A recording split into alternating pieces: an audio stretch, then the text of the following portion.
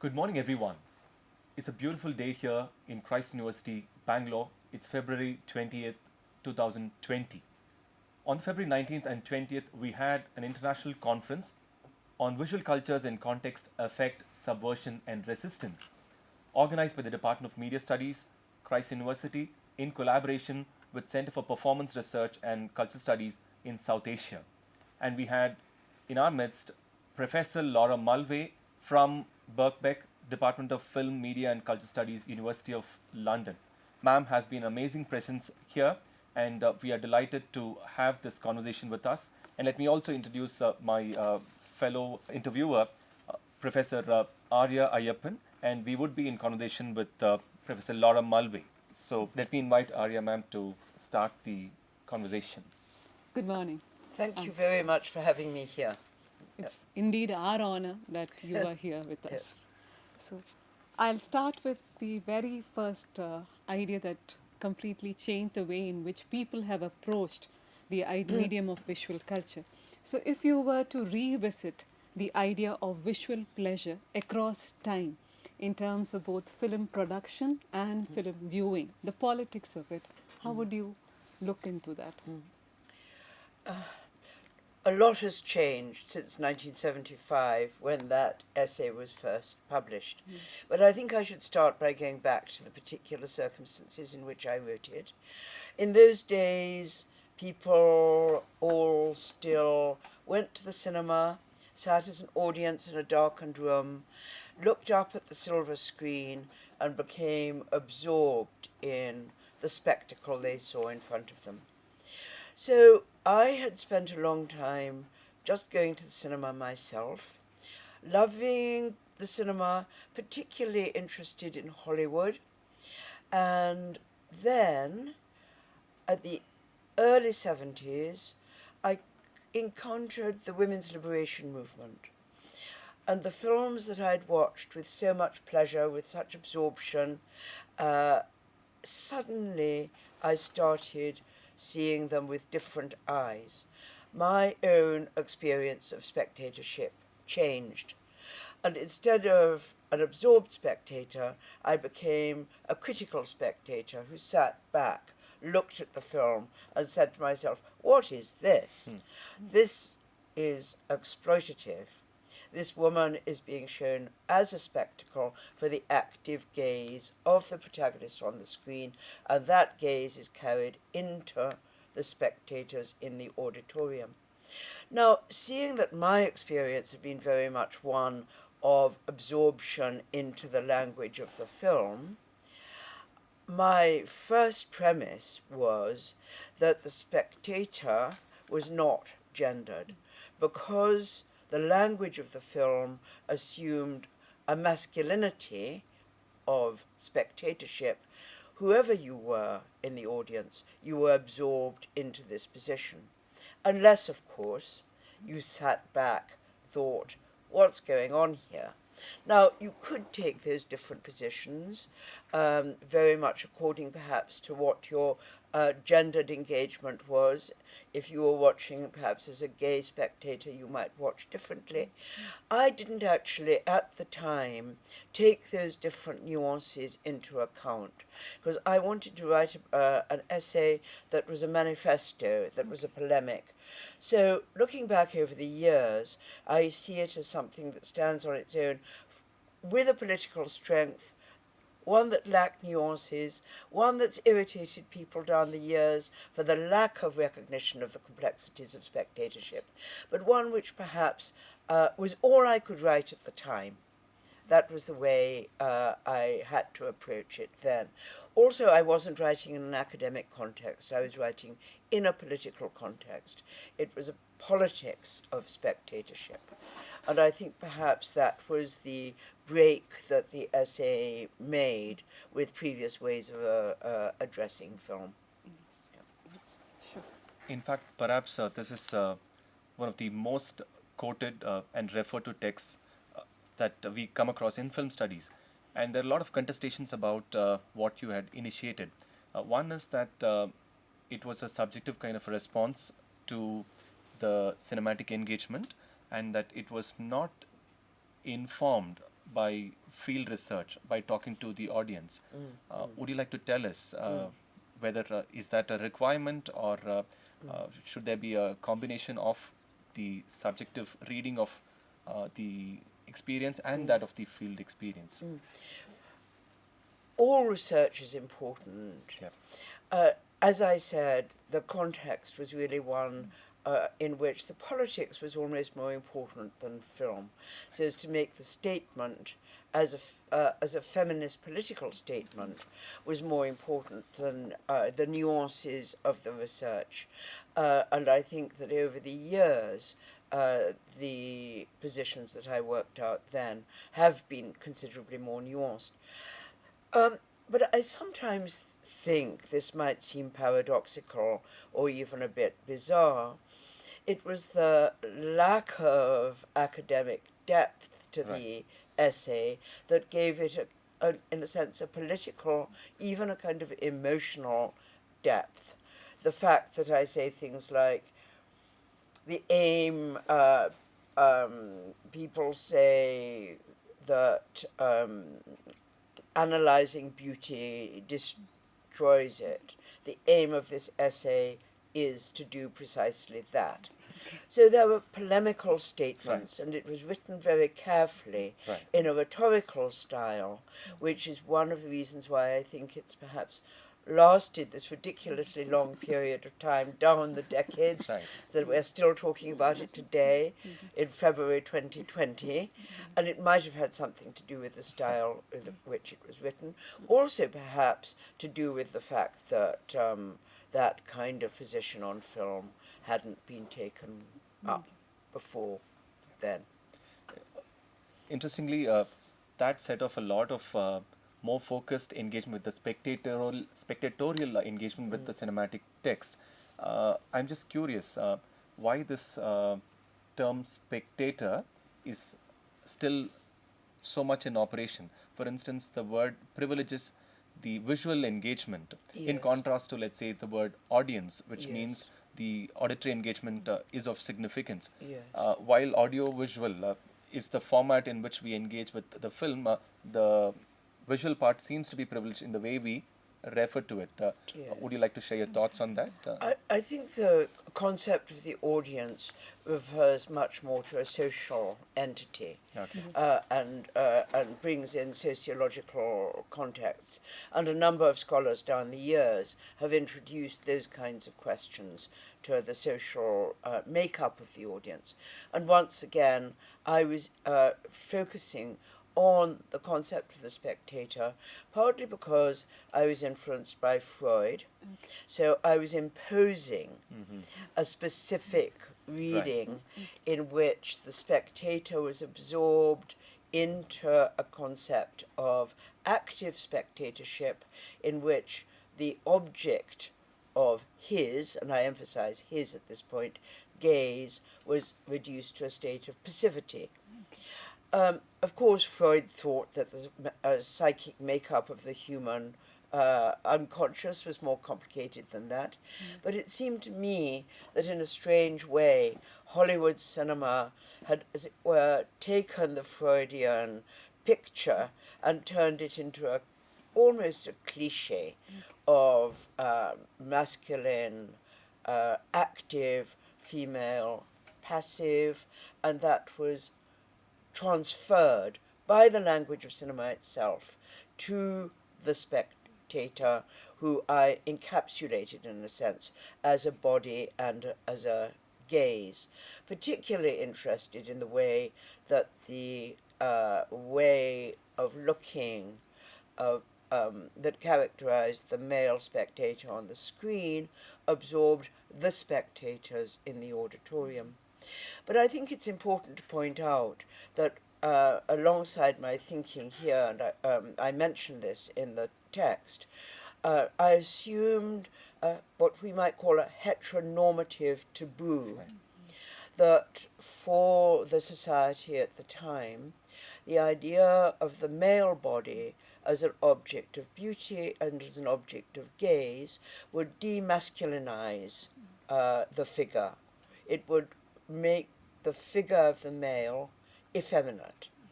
because he would be put in a position of object of the gaze.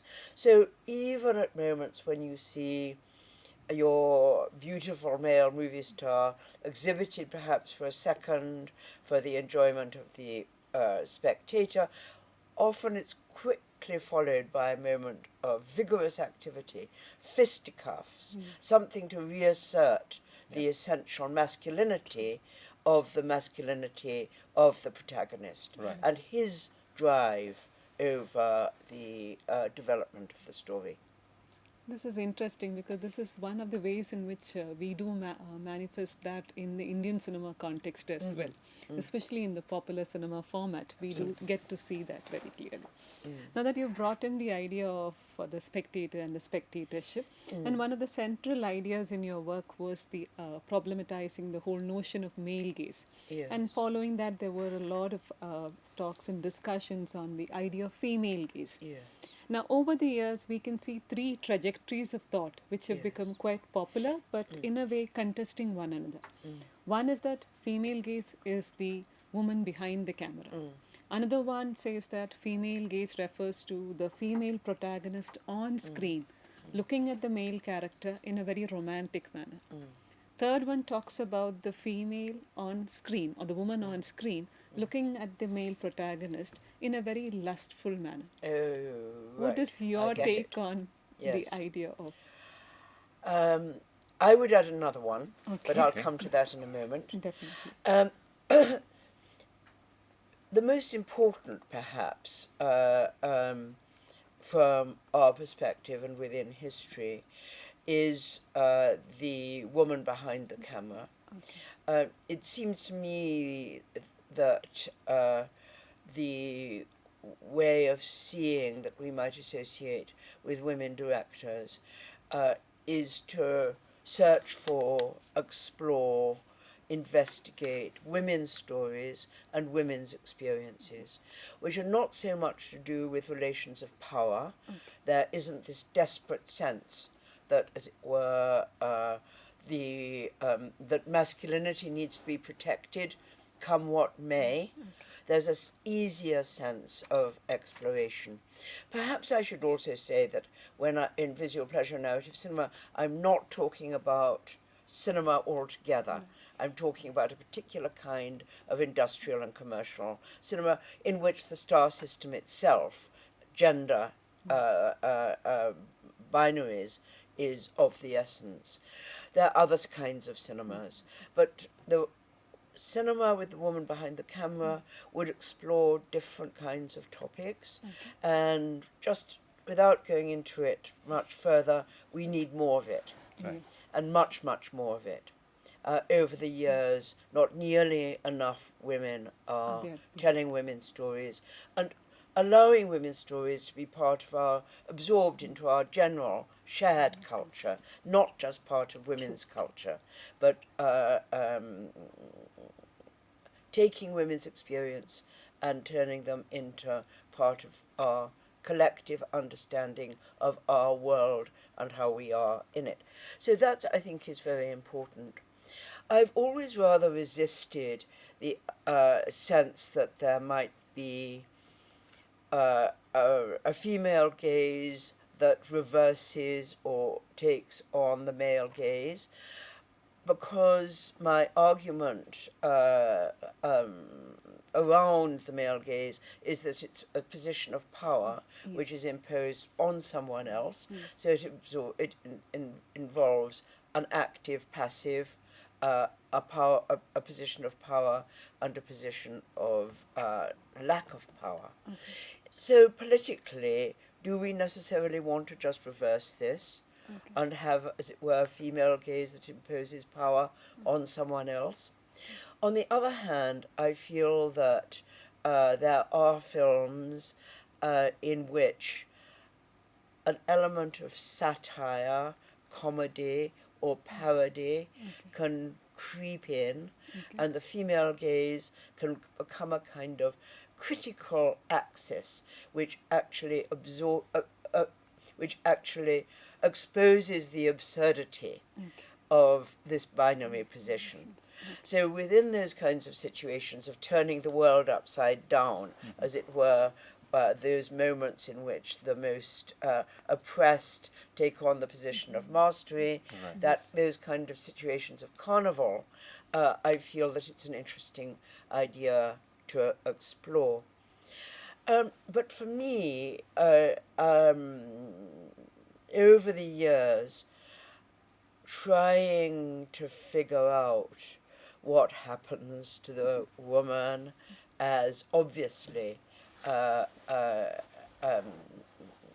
investigator of her world, what kind of look can this be which is not necessarily associated with questions of power?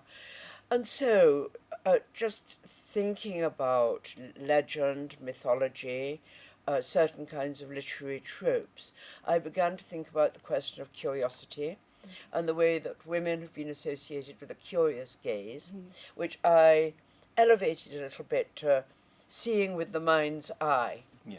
So to think about legends of curiosity and how that might fit with ideas of decipherment and how women might be interested in solving riddles and reading puzzles rather than imposing a position of power on the world. And so it's also to emphasize the way in which our world is in many ways obscure to us, and that kind of investigation, partly political, but partly also poetic, perhaps, because I think one should always remember that there's an element of, as it were, the poetic comes in here, and the poetic and the political can, as it were, inform each other.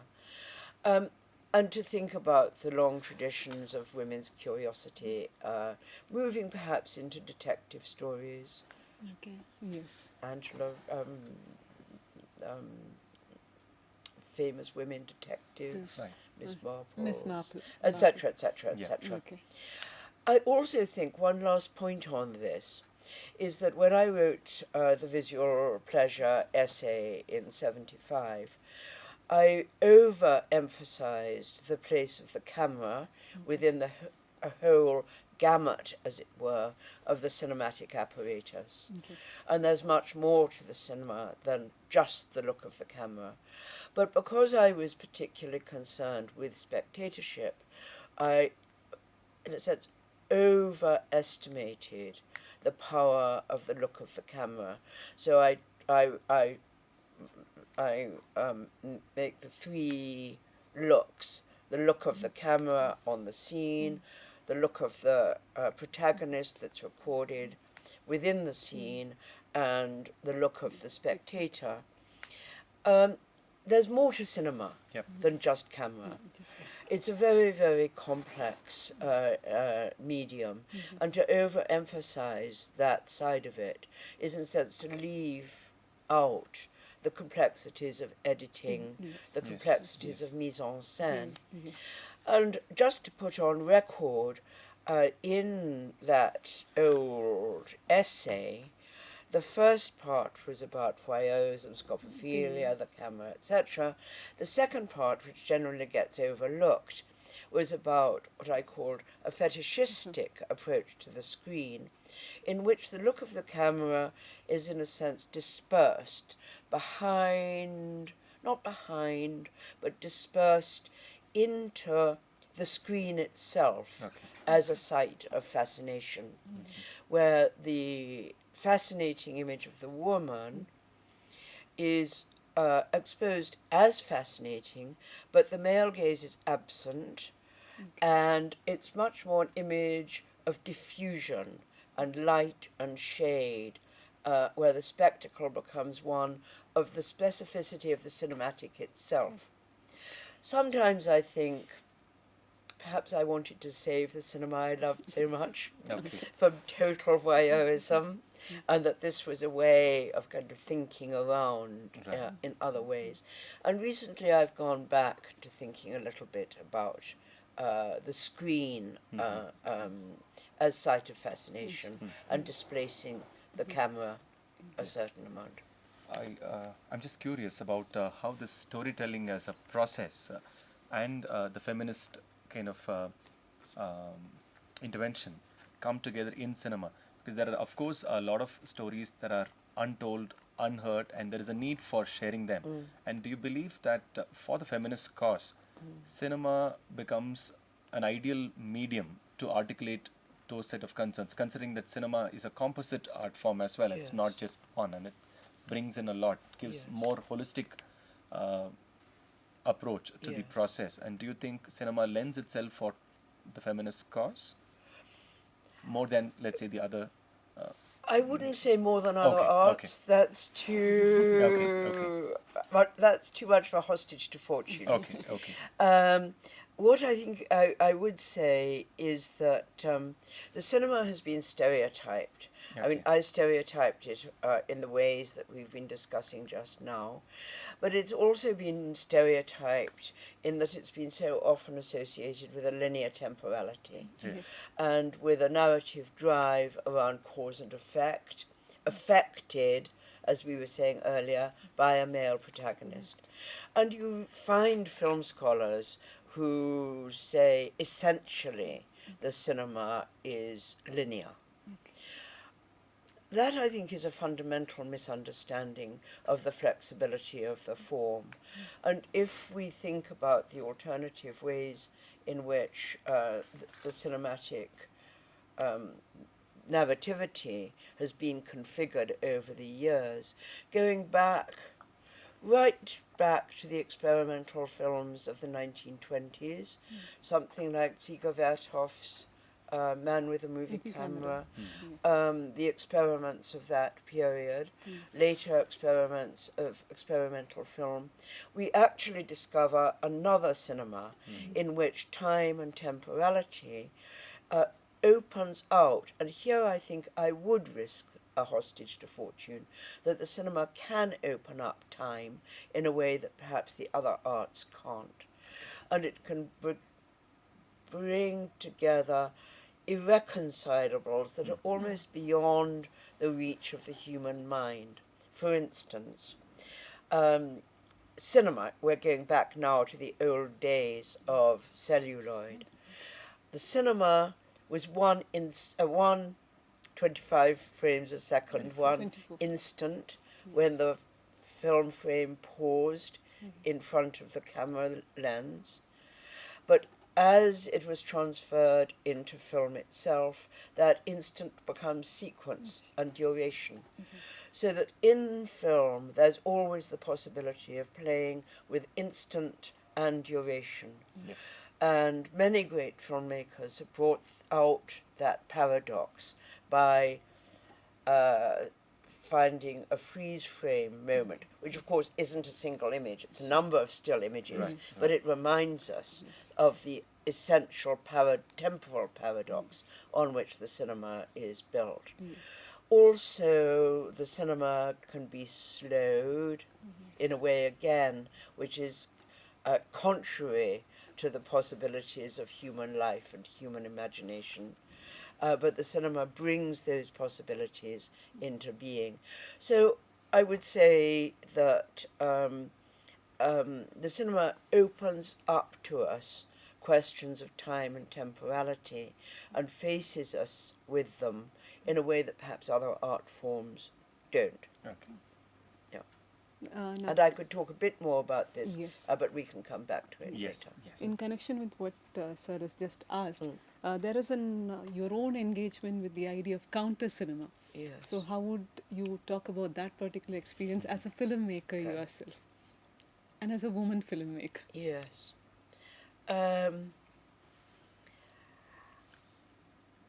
When I started making films with my collaborator, Peter Wallen, our first principle, as you mentioned just now, was a counter-cinema. So the origin of our aesthetic approach was perhaps a negativity, and in the years just before we started making films, I'd written Visual Pleasure, a narrative cinema. Peter Wallen had written an essay on late Godard which was about counter cinema, in which he laid down one cardinal virtues of mainstream cinema, the cardinal virtues of counter cinema. And so, in a sense, those principles were where we started from. And in our first instance, we wanted to disperse the way in which the conventions of continuity editing had, as it were, sewn spectatorship into into narrative continuum and into the position of spectatorship from the screen into the auditorium. So our films, we called them at the beginning Return to Zero, Scorched Earth, had a polemical position against editing. So we shot with very long and extended takes. In the next film, we modified this a little bit, and our films were always hybrid. We avoided the purities of modernism and looked for bringing all different kinds of discourses into our films. And so, for instance, in the second film, there's a story in the middle about a young mother and her relationship with her 2-year-old daughter. And the 13 shots, the tableau, were each shot with a circular camera movement, a 360-degree pan. So once again, it was a negation of editing, but it was more complex, more poetic, more resonant, and so on. Okay. That's great. So now that you have spoken about your own experience as a filmmaker and understanding how the medium has changed over a period of time from the celluloid to the digital, and with your take on Death 24 frames a second, how do you see the change from the very idea of a possessive spectator that we talk about right now as against the earlier idea of a pensive spectator? So if you could just clarify in terms of how you visualize the entire idea. Well, once again, to be autobiographical, as I explained, it was my experience of my own spectatorship shifting under the influence of the women's movement and feminism. And then in, say, kind of late 80s, 90s, first with VHS, but then more with the coming of DVDs, I started to look at films differently. And I have to emphasize that this wasn't an experience of, say, viewing a film that was unfamiliar and that I didn't know. This was, and I think this is an important part of the experience of temporality here. It was very often going back to films that I'd loved in the past, even exploring the Hollywood films that I'd taken a polemical stand against, looking at them again, but this time with an interactive spectatorship in which the little thingamajig, the remote control, the spectator could start exploring these questions of temporality within the film. The spectator could discover instant sequence. It could discover slow motion. It could discover a poignant, emotional interaction, a gesture, an exchange of looks which had perhaps been previously invisible. But in addition to this, I felt that in the old days when we sat in the cinema and we watched the movie unwind in front of us, there was a way in which it was always going too fast. The spectator always wanted to hold on to something, to grasp a precious moment, which perhaps is why a kind of culture of the still grew, and fandom grew around the movies, so that in addition to going to the movies, you would have your favourite movie star, pictures, stills, and so on. So that interest in holding on to the image, the physical image, the image of the favourite body, instead of it having to be just an extra that you put up in your bedroom, as it were, you could hold on to that body and explore it as you pause the film itself. And in the course of doing this, I realised that the interactive spectator could become a kind of very complexly gendered spectator, so that the previously taboo figure of the beautiful male movie star could then be held for contemplation and for enjoyment, exposed, as it were, for the female gaze, the gay gaze, whatever you like. So I was interested in the way in which two things were happening at the same time, and which, as it were, exchanged places. One, there was the possessive spectator who wanted to hold on to the instant, hold on to the body, but then in the process of doing that, this is my imagination, of course, this is how I imagined it working, would start to think, why is this image the way it is?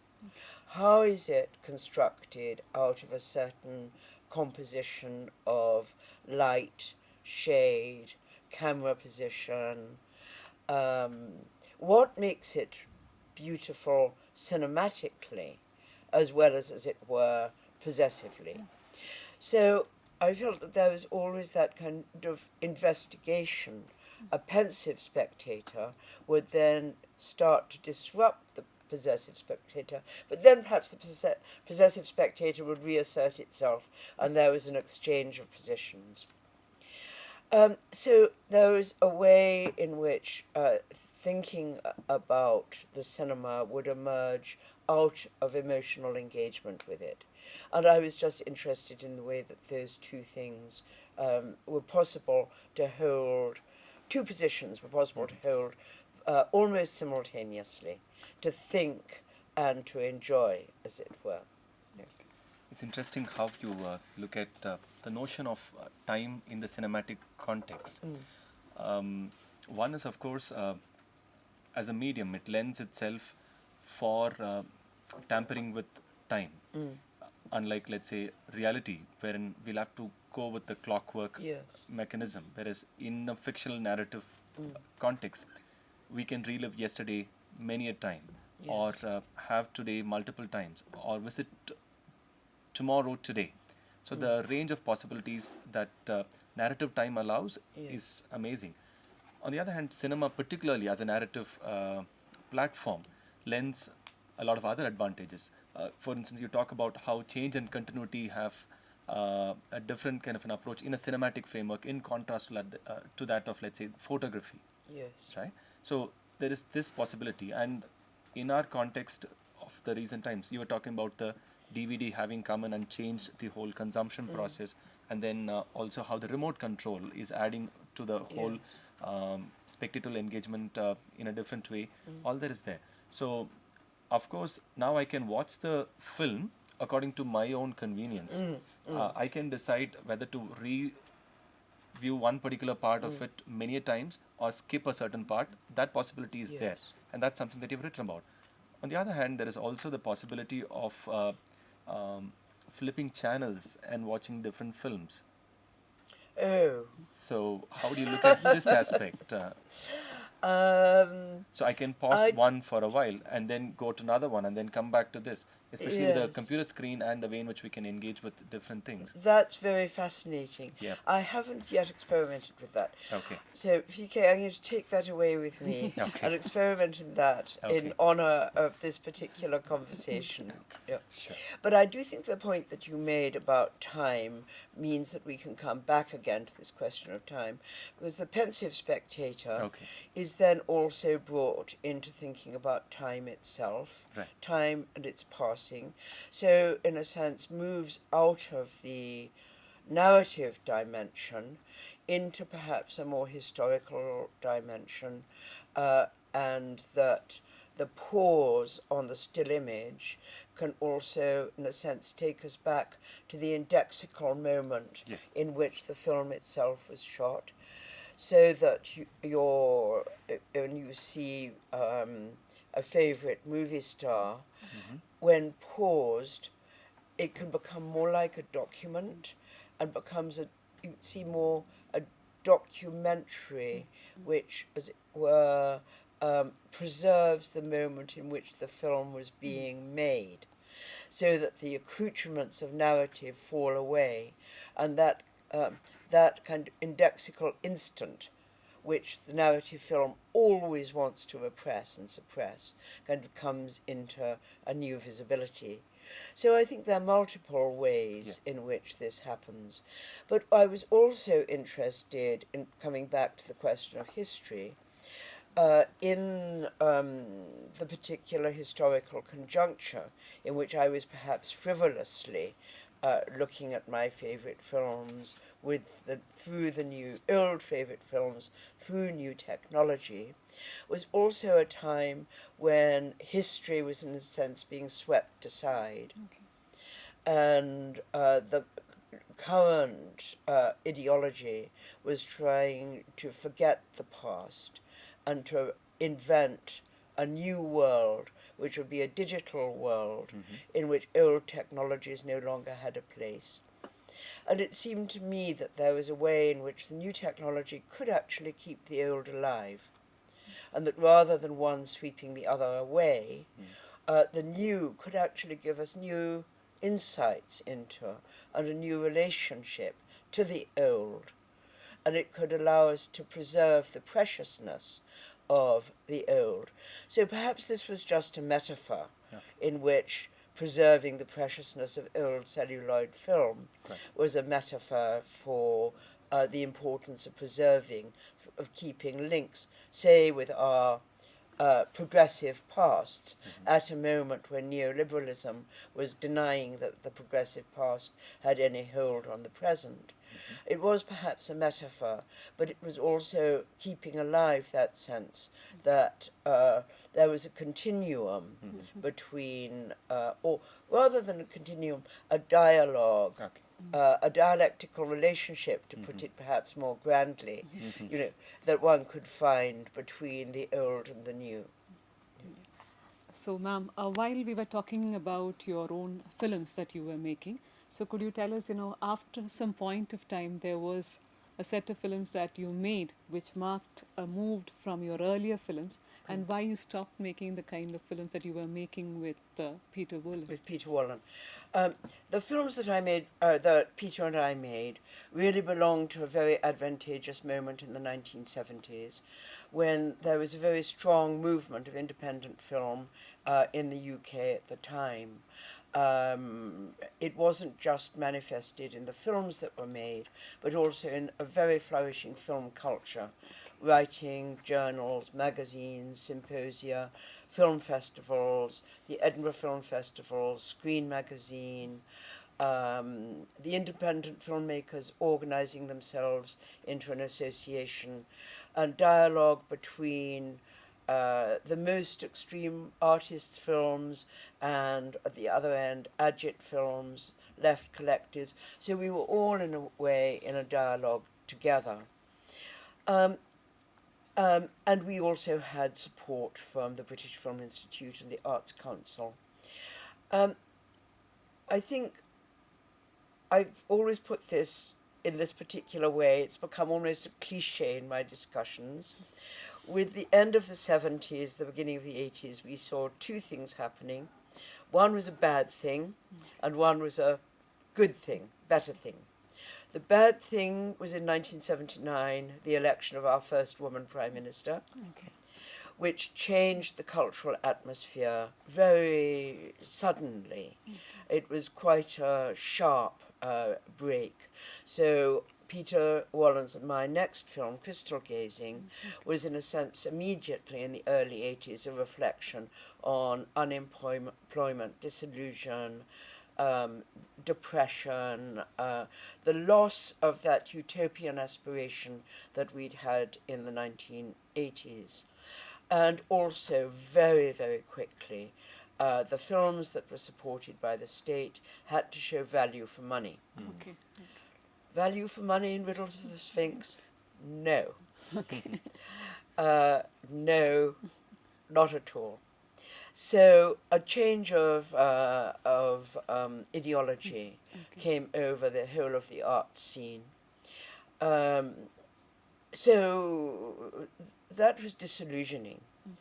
On the other hand, what I might say was the good thing, the better thing, was in 1982, our fourth television channel came on air, Channel 4, which had written into the bill as it went through Parliament that the new channel had to be innovative and educational.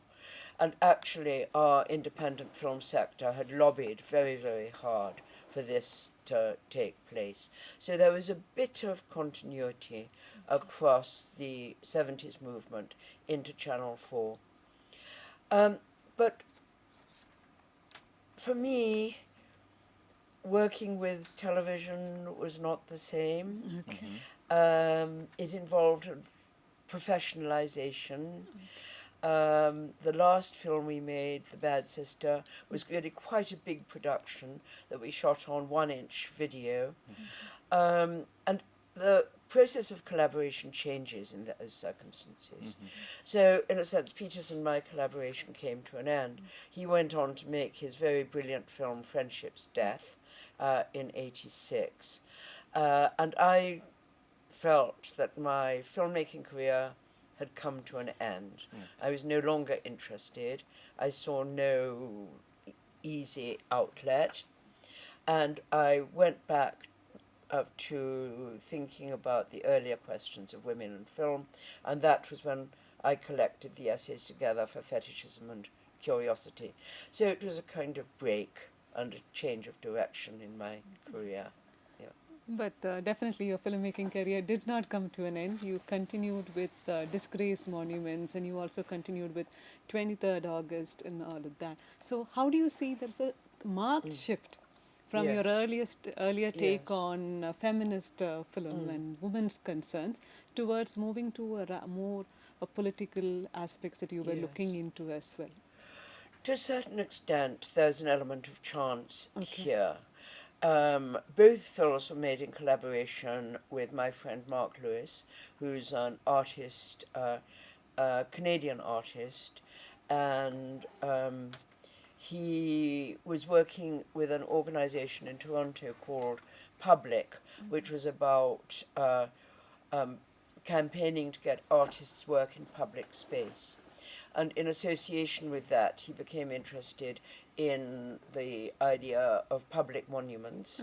And then in the late 80s, early 90s, as the monuments of the old Soviet regime and the communist regimes across Eastern Europe started to come down, he was interested in how history disgraces monuments at certain moments of critical political change. So that the idea that the ordinary population in everyday life has walked past these monuments for years and forgotten about them, but suddenly they take on a new visibility and they become a site of performance and ritual with the kind of demontage of the pieces. So, and he asked me, I think I said to him, perhaps you could make a documentary about this. And he said, well, I'll only do it if you do it with me. So we found ourselves in the last days of the Soviet Union, not experts on the history, but just looking rather as outsiders on how people were reacting to these questions. And here again, there was a strong sense there that it was important to keep some dialogue, some discussion from the old days of the Soviet period into whatever was happening in the future. So a lot of the intellectuals that we talked to, artists and so on, felt that the monuments could be placed within a context, but to just pull them down and eradicate them was repeating mistakes that the Soviet regime itself had made over years in repressing moments of history that were not liked, so that the new moment of history should be able to accept the continuums and the breaks of history in cultural dialogue. So that was the idea of the film. And also we got support from Channel 4, so it also represents that new phase of filmmaking. So it was quite a kind of immediate response to an ongoing political situation. The situation was rather the same in 25th of August 2008. I'd wanted for some time to record a conversation with an Iraqi exile who is a friend of mine. Again, the way in which Iraq was seen in the aftermath of the invasion of 2003 was a complete distortion of the history and the complexity of the country. Its very, very complex history, its importance of its culture, but also the fact that it had a very progressive history. It had had a very large, very active communist party that had been repressed by Saddam Hussein in an appalling kind of purge of the late 70s, when the Iraqi intellectuals were driven into exile.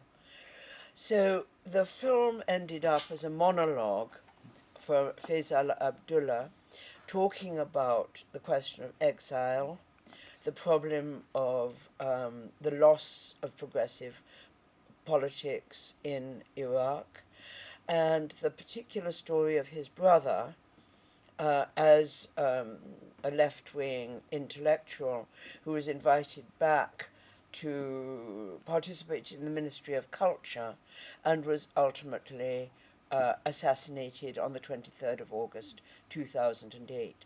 So there again, the film was a response to a political story that I felt was important to record. I've always wanted to expand that small 25-minute monologue into something more complex. I still hope to, but so far I haven't yet been able to do it. You would look forward to it. Also, we wanted to know how you look at the idea of film theorizing in a context where there is an accelerated pace of change itself. It's no more a gradual kind of a change. Yes. The rate of change itself is accelerating. Yes. Like, for instance, if you look at the way in which we consume cinema, the spatial dynamics have radically changed. So it's no more in a common space collectively as a society engaging with the text, but it is something that we can watch in the comfort of our own homes Yes. as an individual. And I don't need to look for a screen out there. The screen could be brought in my Yes, palm, and I can exactly. engage with that. And the content, for that matter, is now so much. They say that if I have to watch the content that is produced and uploaded on YouTube today, I would need, if I have to watch that alone, I would need more than a lifetime. Yes. So that's the amount of content that is being produced. And for that matter, anybody who has a phone in hand could probably aspire to be a filmmaker. Yes. So the potential is at least there. Yes. So there is so much of change that is involved. Could you tell us the difficulty in theorizing in this phase of media explosion? What I usually say to that is that I'm too old for that question. Okay. I'm going to be 80 in 2 years' time. It's too difficult for me to think through these kinds of issues, but I think it's a priority for you, for the younger generation, and for your students. It's possibly one of the most urgent issues of our time. And I was thinking about this a couple of years ago. I was asked to give a paper in Berlin about what they call big data. Okay. And that's when I realized, no, I can't think about this. But I thought about the stumbling blocks. So if it would amuse you, I could just tell you what my 3 stumbling blocks were. This is why older people can't grasp this. And I think it relates very much to what you were saying, PK. In the first instance, it's a matter of scale. There's too much of it. And it's very difficult to figure out. In the old days, we used to think about commercial industrial cinema, avant-garde cinema, and so on. Now, there's just a mass. Yeah. And the other day, when I was talking about home movies in my lecture here, Yes. if we think about the preciousness of those old 16mm frames, now every parent films every child from the moment of its birth, for every second, and it's all up there in the ether somewhere, masses and masses and masses, scale. The second thing I think is very difficult is simultaneity. Yeah. Everything happens at once. So there's no gap in Yes. which we can stop and think and consider. Everything is at once. You know, everything in social media, young people's interactions, there's no gap between one message and another. It all happens simultaneously. And the other thing, which is perhaps a little bit more difficult to articulate for me, is what I think of as dematerialization. So that perhaps, for instance, instead of having to wait for conversations like we're having here, we can dematerialize our conversations on Skype. A disembodiment, the way in which the body of the digital is obscure to us, whereas in the old days of cinema, you could wander to the back of the cinema, you could look at the projector, you could see the big reels, you could see the frames of film. That materiality is no longer so easily accessible to us. And I just wanted to add a footnote to that, which relates back to the question of the woman as spectacle and the body of the woman. The way in which nowadays the digital is also dematerializing the body of the woman as spectacle. So in the old Hollywood movies, she was spectacle, but there was the body of a movie star, however cosmetic, however made up, however lit. Now she's airbrushed, she's changed, her body is hardly there. And there are certain kinds of fashion displays on video, models, where their bodies are kind of elongated, emaciated, beyond the possibilities of the human. And this reminded me of the way in which there's always been perhaps a dream behind the fetishization of the female body, which is the dematerialization of the female body. So that perhaps the ultimate fetishized fantasy of the female body was the beautiful automaton in the legends and stories of Hoffman's Olympia, and we see it coming back quite symptomatically in very interesting movies that have been made recently today, which pick up on the woman as alien body. Her, can you name any other movies in which the woman is actually an alien or robotic? Terminator. Yes, yes.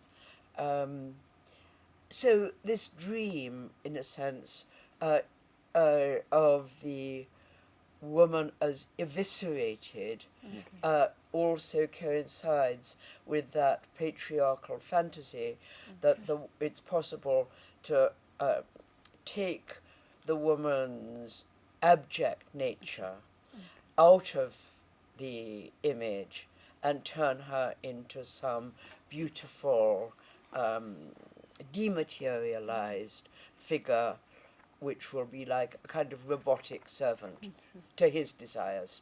Okay. Yeah.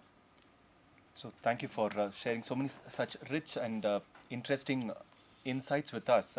And finally, you had also pointed out how visual pleasure and narrative cinema is still relevant in a different way. Be it with it's not as though the questions are done to death. They do still have a great value, more like a palimpsest sort of a one. So the ghosts of the past are still there, and there is something that is also emerging in a newer format, and it is in that kind of a moment that we are, and there is a future with pregnant with plenty of possibilities, and we are looking forward to it as film theorists. Thank you so much, ma'am, Well, and thank you to so much to you two for your wonderful questions, and thank you to anybody who listens in the future.